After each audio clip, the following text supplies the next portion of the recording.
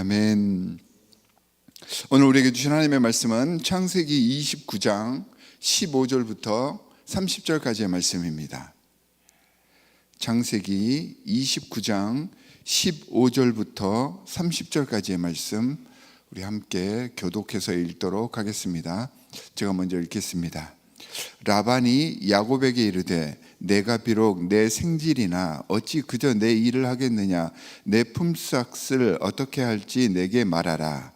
라반에게 두 딸이 있으니 언니의 이름은 레아요, 아우의 이름은 라헬이라. 레아는 시력이 약하고 라헬은 곱고 아리따우니 야곱이 라헬을 내가 외삼촌의 작은 딸 라헬을 위하여 외삼촌에게 7년을 섬기리이다. 라반이 이르되 그를 내게 주는 것이 타인에게 주는 것보다 나으니 나와 함께 있으라.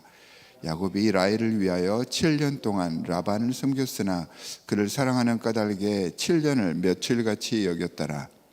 야곱이 라반에게 이르되 내 기한이 찼으니 내 아내를 내게 주소서. 내가 그에게 들어가겠나이다. 라반이 그곳 사람을 다 모아 잔치하고 저녁에 그의 딸 레아를 야곱에게로 데려가매 야곱이 그에게로 들어가니라. 라반이 또 그의 여종 실바를 그의 딸 레아에게 시녀로 주었더라. 야곱이 아침에 보니 레아라. 라반에게 이르되 외삼촌이 어찌하여 내게 이같이 행하셨나이까? 내가 라헬을 위하여 외삼촌을 섬기지 아니하였나이까? 외삼촌이 나를 속이심은 어찌 됨이니이까? 라반이 이르되 언니보다 아우를 먼저 주는 것은 우리 지방에서 하지 아니하는 바이라. 이를 위하여 7일을 채우라. 우리가 그도 내게 주리니 내가 또 나를 7년 동안 섬길지니라.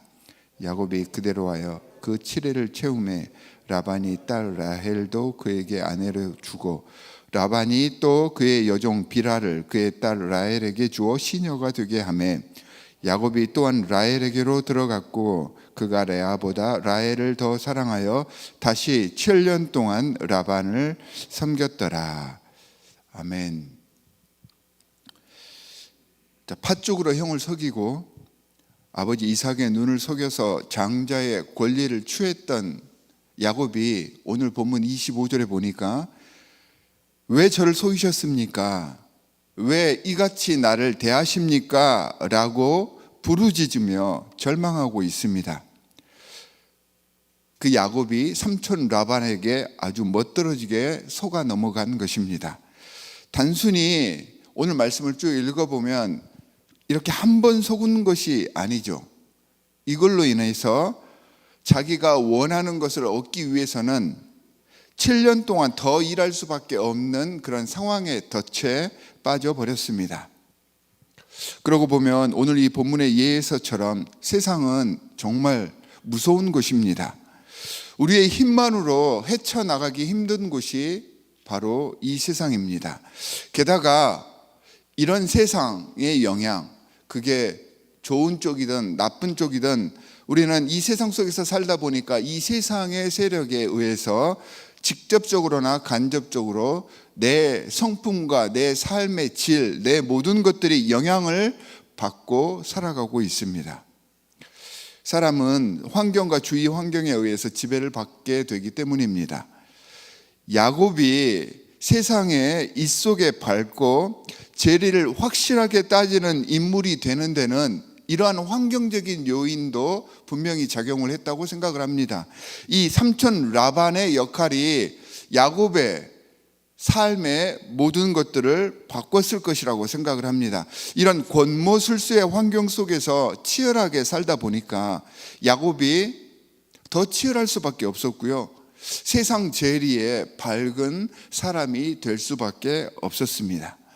세상에 살면서 이처럼 세상의 이치에 적응해가는 삶이 어떤 의미에서는 지혜롭고 성공을 부르는 방식으로 이해가 되지만 세상에 순응하며 세상의 방식으로 악으로 대응하는 것이 절대 성공이 아닙니다. 특히 믿는 사람들에게는 이런 세속적인 삶의 방식이 우선순위가 되어서는 안 됩니다. 그래서 오늘 저는 말씀의 제목을 악을 악으로 이길 수 없습니다 라고 정해봤습니다. 시골에 수박 농사를 짓는 농부가 있었습니다. 그런데 그에게 고민이 하나 생겼습니다. 한 주일에 보면 수박밭을 아무리 잘 지키려고 해도 며칠씩 아침에 보면 수박이 몇 통씩 없어지는 것입니다.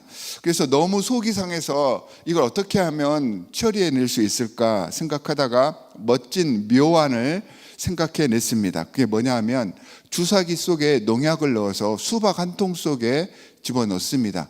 그리고 수박밭 어귀에 편말을 하나 붙여놨습니다. 이 수박밭의 수박 한 통에는 농약이 들어있습니다. 먹다가 죽어도 책임질 수 없습니다. 주인 100 이렇게 경고문을 붙여놨습니다. 그로부터 한 주일 정도는 아무 일이 없었는데요. 한 주일이 지나고 나서 주인이 붙여놓은 경고문 옆에 또 다른 경고문 하나가 세워졌습니다. 이 수박밭에 있는 수박들 가운데 두 통의 농약이 들어있습니다. 그 한 가운데 한 통은 주인이 알고 있고 또 다른 한 통은 도둑이 알고 있습니다. 도둑백이라는 경고문이 붙었습니다. 농장 주인이 수박을 수확할 수 있었겠습니까? 아예 수박 농사 자체를 수확할 수가 없는 지경이 되었습니다. 세상이 얼마나 악한데요. 세상 속에서 악의 도 같은 많은 세력들이 얼마나 많습니까? 그 악을 행하는 것에 전문가들이 너무나도 많습니다. 이 전문가들을 어찌 악한 것으로 이겨낼 수가 있겠습니까? 세상의 방식으로는 절대 세상을 이겨낼 수가 없습니다. 그럼 어떻게 살아야 하는 걸까요? 오늘 본문 말씀과 연계된 이 말씀, 해결이 되는 말씀이 저는 로마서 12장 14절부터 21절 말씀에 있다고 생각을 합니다. 이 로마서 12장 14절부터의 말씀을 보면 그리스도의 삶, 그리스도인의 생활의 방식에 대해서 우리에게 알려주고 있는데요. 로마서 12장 17절 말씀에 보니까 아무에게도 악을 악으로 갚지 말라라고 말씀하십니다. 힘든 일을 당했을 때, 악한 상황에 몰렸을 때, 억울한 일을 당했을 때 그 같은 방식으로 대응하기보다는 하나님의 자녀 그리스도인으로서 자신을 더더욱 돌아보며 참 신앙인의 정체성을 지켜가는 것이 중요하다라고 이 로마서 말씀은 이야기를 합니다. 그러면서 이야기하기를 어떻게 하면 되느냐? 박해하는 자를 오히려 더 축복해라, 저주하지 말라고 이야기를 하십니다. 그런 와중에도 힘들고 어렵고 고통스럽고 근심과 걱정이 내 안에서 차고 올라오는 그때에도 함께 즐거워해 주는 이들과 함께 즐거워하면서 고난 중에서도 감사해라 라고 이 고난을 이겨내는 방식을 알려주십니다. 내 고통과 어려움만을 생각하지 말고 나와 함께 신음하는 이들을 돌아볼 수 있는 여유를 오히려 가져봐라 라고 성경은 이야기를 하십니다. 나를 더더욱 낮춰서 화목하기 위해서, 다른 사람들을 거스르지 않기 위해서 내 모습을 더더욱 돌아보고 나를 다시 한번 살펴보라는 말입니다. 그러면서 로마서 12장 19절에 보니까 너희가 친히 원수를 갚지 말라라고 하십니다. 원수 갚는 것은 나 하나님, 내가 감당해 줄 것이니까 너희는 하나님의 자녀로서 그 자격을 유지하라 라는 말씀입니다. 악으로 악이 아닌 선으로 악을 이기라 라고 신앙인의 참된 삶의 방식을 바울 사도를 통하여서 우리에게 알려주십니다. 중국 당나라 때 송청이라고 하는 유명한 약장수가 있었습니다. 이 사람은 그 당대의 약을 가장 잘 조제하던 사람이었습니다. 그의 약을 받기 위해서 정말로 수많은 사람들이 몰려들었습니다. 그런데 이 송청은 돈 없고 가난한 사람들에게도 외상으로 약을 팔아주었고, 연말이 되면 그 외상 장부만 해도 1년에 수십 권씩이 되었다고 합니다. 그런데 이 송청이라는 사람은 그 약값을 한 번도 독촉하지 않았고요. 오히려 연말만 되면 가난한 사람들을 위해서 그 모든 외상 장부를 집 앞에다 쌓아놓고 태웠습니다. 그 모습을 보고 지인들이 왜 그런 식으로 장사를 하냐, 어리석다 비웃기도 했고, 또 이 송청이라는 사람에게 도움을 받았던 사람은 그를 칭송하기도 했습니다. 지인들이 자꾸 이 사람에게 비난을 하자 송청이 했던 말이 이겁니다. 나는 40년 동안 약장수를 하면서 수백 권의 외상 정보를 태웠지만 지금 생각을 해보니까 내 인생에서 손해볼 것이 하나도 없었습니다. 나는 오히려 이 일로 덕을 보았습니다.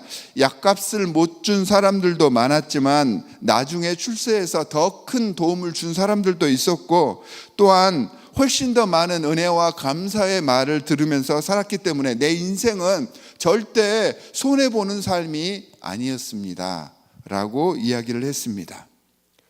송청, 믿지 않는 사람입니다. 이 믿지 않는 사람들도 진리의 방식이 무엇인지를 아는데 예수 그리스도를 믿는다는 우리 신앙인들의 삶이 이런 세상 사람들보다 못해서야 되겠습니까? 이 예수 그리스도의 방식이 현대 시대에 보면 너무도 순진해 보이고 바보스러운 생각 같아 보입니다. 이렇게 살면 여기저기에서 치이다가 손해보는 정말 어리석은 삶을 살 것만 같습니다. 그런데 그렇지 않다라고 로마서 말씀은 우리에게 이야기를 합니다. 여러분, 어차피 세상을 살아갈 때 보면요, 우리의 의지와 우리의 뜻대로 되지 않는 일들이 얼마나 많습니까? 우리 마음대로 되지 않는 일들 투성입니다. 우리가 이걸 해결해 보기 위해서 세상 방식 다 따라보고 세상 사람들 한다는 그 삶의 처세술대로 살아보려고 안간힘을 다들 써보셨잖아요. 살려고 노력해 봤잖아요, 세상 방식으로. 그런데 안 됩니다. 세상 방식으로 바라보니까 이 하나님의 말씀이 정말 이상해 보이지만, 정말 이상한 것은요, 이처럼 하나님의 방식으로 어렵고 힘들고 고통스러울수록 이 하나님의 방식을 써봤더니 더 주고 더 베풀고 더 사랑하면서 살아보니까 그 사랑이 그대로 축복이 되어서 나에게 되돌아오더란 말입니다.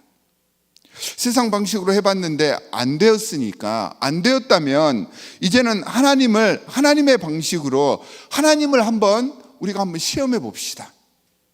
말라기서 3장 10절에서 만군의 여호와가 이르노라, 너희의 온전한 11조를 창고에 들여 나의 집에 양식이 있게 하고 그곳으로 나를 시험하여 내가 하늘문을 열고 너희에게 복을 쌓을 곳이 없도록 붙지 아니하나 보라 라고 말씀하셨습니다. 여기서 말하는 11조와 감사 헌물이 그저 물질을 드림만을 의미하지 않다는 것을 우리는 잘 알고 있습니다.